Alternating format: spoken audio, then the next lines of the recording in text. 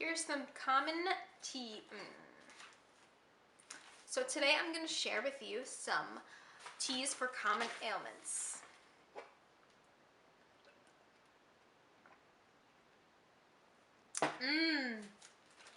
So let's start off with colds because I have kind of a cold right now.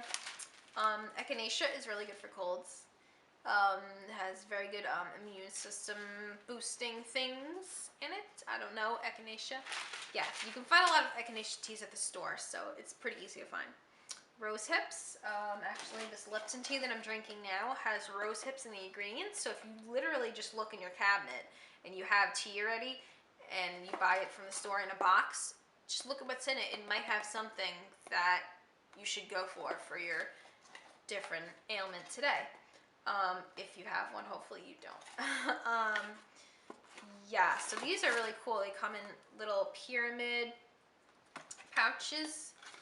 And I like to drink it cold, but if you're really sick, I feel like hot tea is the best because the steam helps with everything.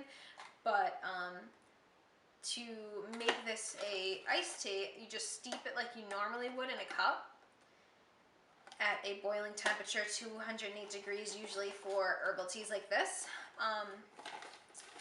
And then you just fill up another cup, like a cup like this that you're gonna drink it out of, completely to the top with ice, and then pour the hot steeped tea over it. Usually steep this for like 5 to 7 minutes, but you can leave it in like I have.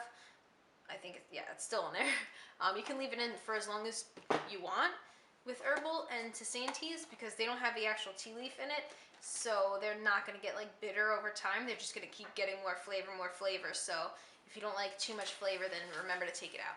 So yeah, for colds, rose hips, echinacea, green tea with honey. Honey will coat your throat. Green tea is full of antioxidants. Sage has kind of astringent properties that'll help if you have a sore throat and also congestion. Another thing that's good for congestion is a side tip.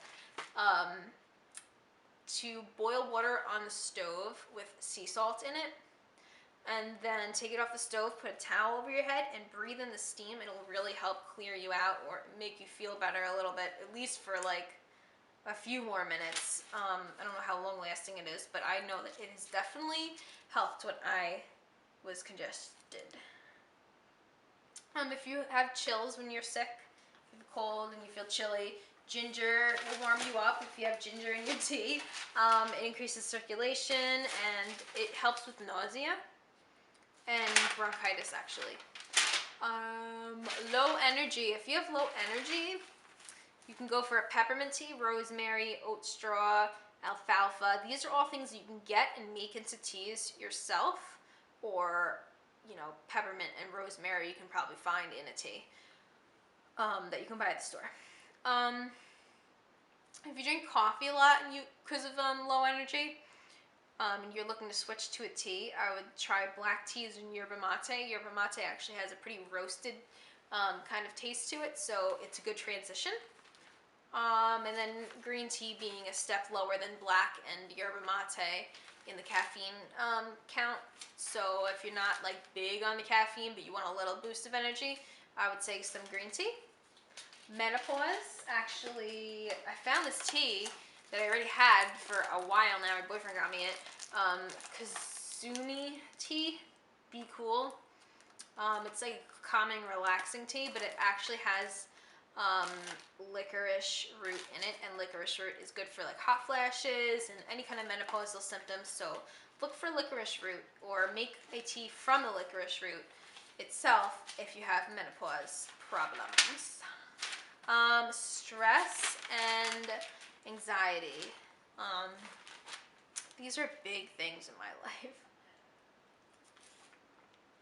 Lavender, chamomile, valerian root, spearmint, and decaf only teas. So don't go and find black tea if you're all anxious and stressed out, because it's just going to exaggerate it because they have caffeine. So most people, it will exaggerate your symptoms. So stick with decafs, calming things. Sleepy time tea, if it's at night and you're before bed and your mind is racing, drink a sleepy time tea, because usually they have all three things. They have spearmint, they have chamomile, valerian root, some of them. Make sure you look these up, because some herbs, any kind of thing that I've mentioned already, may interfere with medication. So if you're on medication, remember to look up exactly what you're drinking in your tea, what kind of herb or what kind of tea you're making from it, to make sure it doesn't interact with medication, because I know St. John's wort actually can interact with some things, which actually St. John's wort is good for depression. So if you get the pills and you open them up and make them into a tea, St. John's wort, depression, also jasmine green teas are the best way, I feel, to get your jasmine in. That's also good for depression, or if you're having a sad day. Peppermint tea combined with cloves. Rose hips for depression also. And did I mention lavender? Lavender. Okay. So went through that. Morning sickness and nausea. Obviously ginger for nausea. If you're pregnant, you have morning sickness, raspberry leaf is actually really good for morning sickness. So if you can find something with ginger and raspberry leaf together, maybe. I don't know how that would taste, but, or, alternate days where you try out raspberry or ginger in your teas. Ginger lemon teas are really good for stomach aches and morning sickness, so try that. Chamomile, lemon, mint, and they actually have, back on the ginger topic, they actually have organic ginger candy. I found it at Whole Foods, but you can probably find it online. I'll link it below for you to find. It's very good for nausea and blah, all those disgusting symptoms you might have, or morning sickness, stomach ache, but they're also really, really tasty, and they're not too bad for you. So I'll link them below so you can find them. Toothaches. So if you have a toothache, cloves in tea are actually really good for toothaches. A lot of chai teas have cloves in them. So just look, find your chai tea that you might already have, or find it at the store, or order it online, go online and whatever. If you get loose tea, see if, they have a cloves in a chai tea, or some kind of clove tea. Very big tangent just to say that cloves are good for toothaches.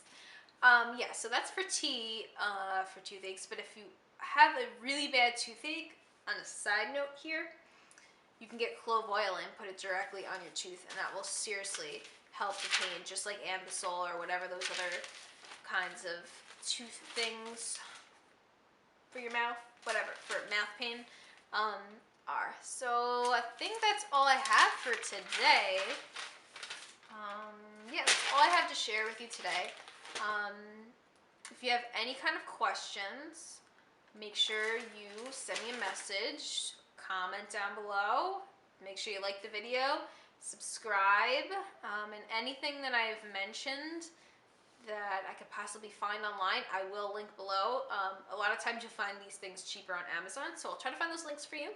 And yeah, check down below, check my blog out. It's flowerbomb.blogspot.com, and you can follow me on Instagram, Girl in the Curl. I'll link everything down below for you to find. So thanks so much for watching, and have a good day. Bye. Thanks for watching.